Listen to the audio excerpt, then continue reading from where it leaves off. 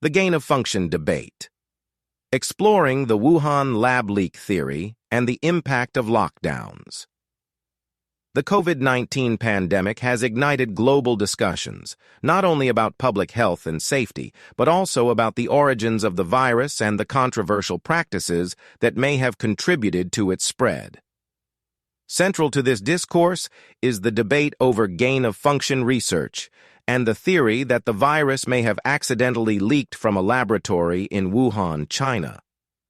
Compounding the tragedy is the massive toll of the pandemic and subsequent lockdowns, with reports estimating that 32 million people have been pushed into poverty or suffered significant economic hardship. Understanding gain-of-function research.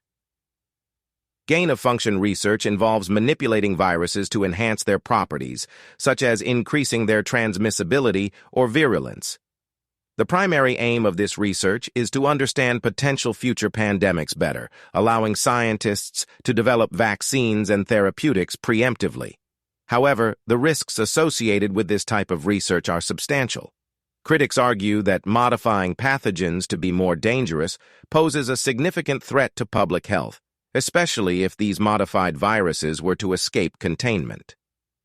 The Wuhan lab leak theory. The Wuhan Institute of Virology, WIV, has been at the center of controversy since the early days of the COVID-19 outbreak. The lab, known for its research on coronaviruses, has been suggested by some as a possible source of the SARS-CoV-2 virus. Proponents of the lab leak theory argue that an accidental release of a manipulated virus is plausible, given the nature of the research conducted at WIV. They point to evidence of safety lapses and previous accidents at similar facilities worldwide, arguing that no theory should be dismissed without a thorough investigation. Although the World Health Organization, WHO, conducted an inquiry into the origins of the virus, the investigation faced significant criticism for its limited access and the Chinese government's influence over the proceedings. As a result, the lab leak theory remains an open question, fueling ongoing debates among scientists, policymakers, and the public. The human cost, economic hardship and poverty, beyond the immediate health implications of the virus, the global response to the pandemic, most notably the implementation of widespread lockdowns, has resulted in profound economic and social consequences. The lockdowns, while necessary to curb the virus's spread, led to business closures, job losses, and severe economic downturns. According to various reports, an estimated 32 million people worldwide have fallen into poverty or experienced extreme financial hardship due to these measures. This economic fallout has disproportionately affected vulnerable populations, exacerbating inequalities and triggering a cascade of social issues. Small business owners, low-income workers, and those without social safety nets have borne the brunt of the economic impact, with many still struggling to recover. Furthermore, the mental health toll of prolonged isolation, uncertainty, and financial stress has yet to be fully measured but is widely recognized as a significant concern. The future of gain-of-function, research, and biosecurity.